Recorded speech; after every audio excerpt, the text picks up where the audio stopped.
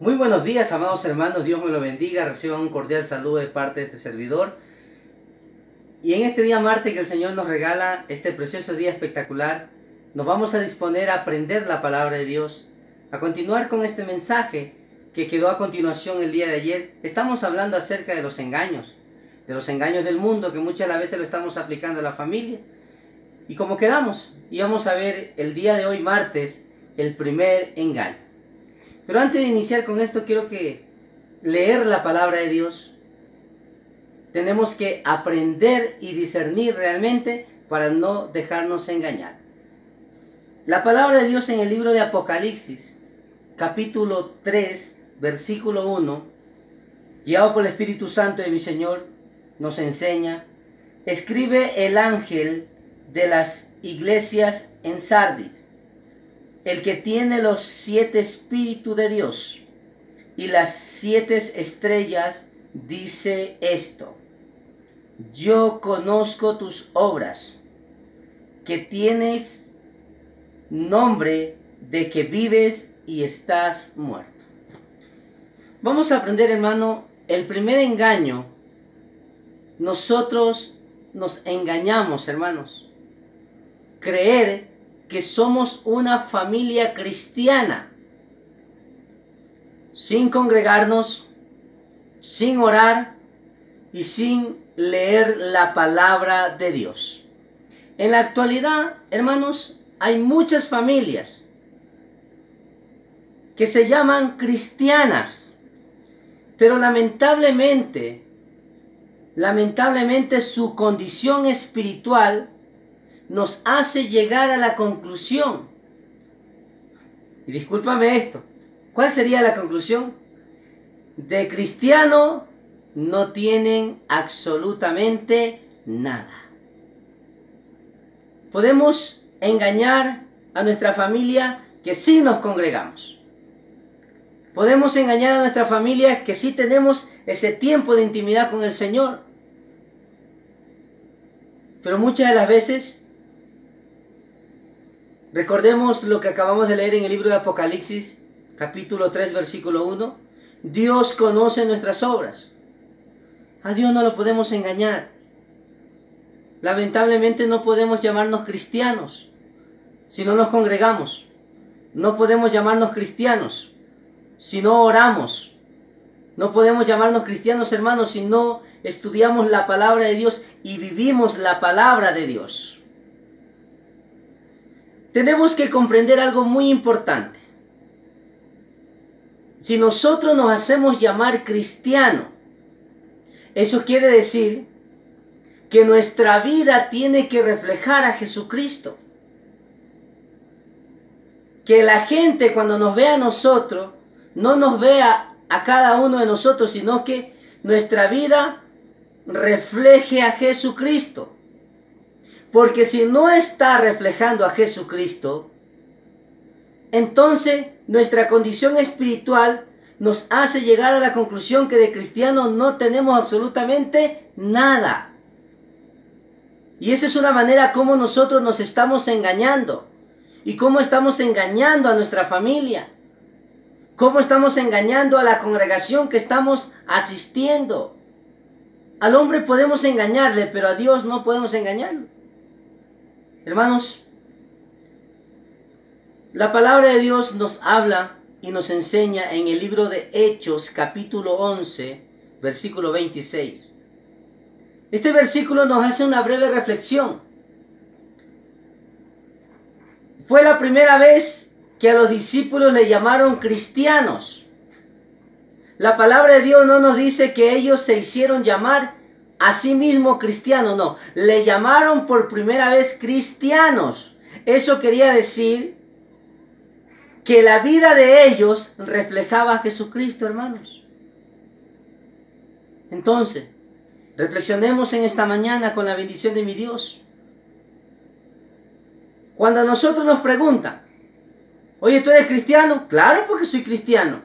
Uy, ¿y qué tiempo llevas en el cristianismo? Uy, creo que son 8 o 9 años de ser cristiano. Durante esos 8 años o 10 años, ¿has reflejado a Jesucristo, hermano? ¿Tus hijos han podido ver en ti a Jesús? ¿Tu esposa ha podido ver en ti a Jesús?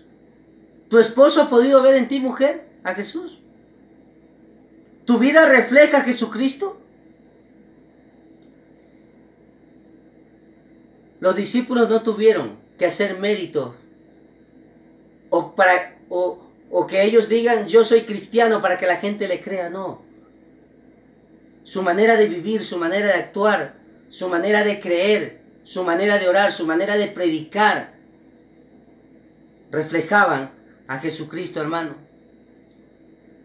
Ahora nosotros tenemos que entender cómo podemos llamarnos cristianos o cómo nos podemos llamar una familia cristiana si no nos congregamos. La palabra de Dios, hermanos, nos enseña en el libro de Hebreos capítulo 10, versículo 25, que tenemos que congregarnos. No como algunos tienen por costumbre, sino que tenemos que congregarnos no porque es miércoles, no porque es viernes, no es porque llegó domingo, sino que tenemos que congregarnos. ¿Por qué, hermano? Porque mi prioridad es Dios. La palabra de Dios, hermanos, nos manda a cada uno de nosotros que tenemos que congregarnos. La palabra de Dios nos manda a que tenemos que orar en todo tiempo, en todo lugar. Y eso lo dice la palabra de Dios en 1 de Timoteo, capítulo 2, versículo 8.